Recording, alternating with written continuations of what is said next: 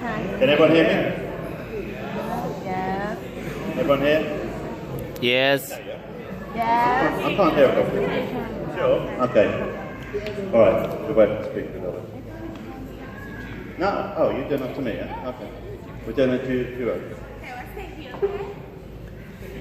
Right, good evening everyone.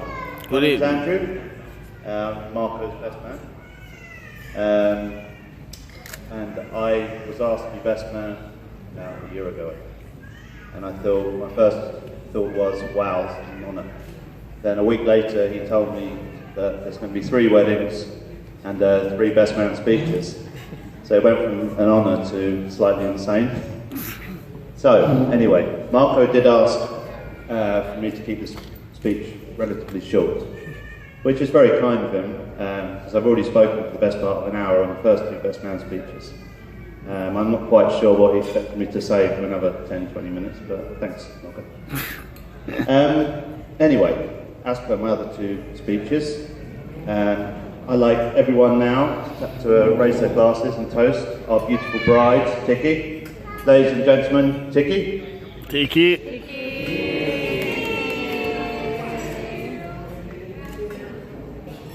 Now, Marco and I have known each other for... Marco and I have known each other for about 5 years now. And we've got some antics in our times and some memorable moments. One of them, we performed the Oasis hit Wonderwall in front of our whole finance department.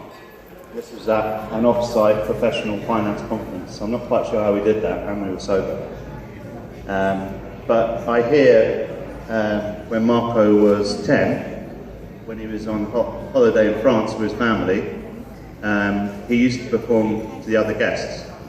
Now there's a well-known Italian advert back then called Ridimi. Now Ridimi is like a little teddy bear thing. And Marco would dance around the big family room, dance around onto the balcony singing, "Ciao, ciao, solo Marco, solo Marco." And then it'd be Ridimi, Ridimi, Ridimi. And he thought the audience was just his parents and sister and everyone. However, after another 10-15 minutes of doing it, he came onto the balcony to realise that the other 20-30 balconies were all watching him in hysterics. And I think he ran away yelling, "C'è vergogna, c'è vergogna." Is that right? "C'è vergogna? C'è vergogna, c'è vergogna." So he's always been performing throughout his life. I also hear when he was 3, when he was at kindergarten, and his sister Manuela was at the same school, a few years above. He took the stage again, so he told his teacher he needed to go to the toilet. And his teacher said, okay, so they tried to help him out, and he said, no, I'm a big boy. So he ran to the toilet, and he went to the toilet, and when he was 3, he couldn't actually dress himself. So he came stuck a little bit, and he came running out onto the playground with his pants and his trousers and everything around his ankles, screaming. And thankfully, Manuela was there to save the day. And she came over, because all her class were coming out to play as well, so they could all see the little brother running around. And she decided to give him her snack, her break time snack. And as she was redressing him, he said, "Now I feel really better." So thank you, Manuela. You saved the day. But the food obsession, I think, is still with us today. We often go for lunch because we work together, and there's a group of about 5 or 6 of us, and no one around the table now will ever order Italian food. If we order anything slightly Italian, we have the food critic sat there, just sticking his nose up at it, complaining, saying, "Oh, that's not how they do it in Italy. You can't have chicken with this, chicken with that." So we're used to it on a daily basis. And he's always quite liked his food, apparently.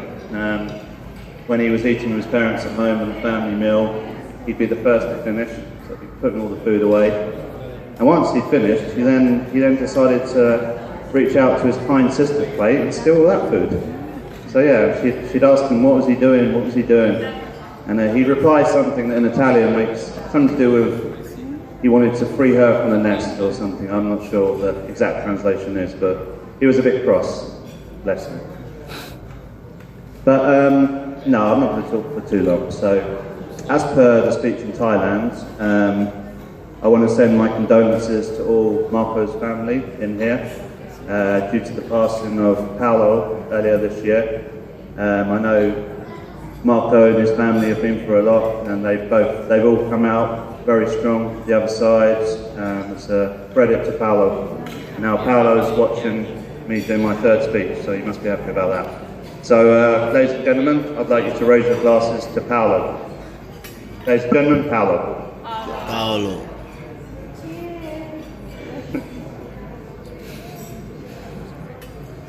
And also I'd like to thank Paola.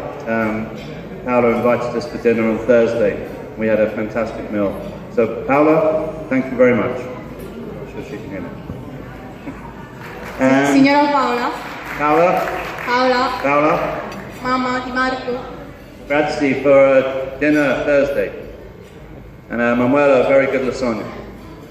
Nearly as good as my Brava wife's. Okay, so before the final toast, one little more thing.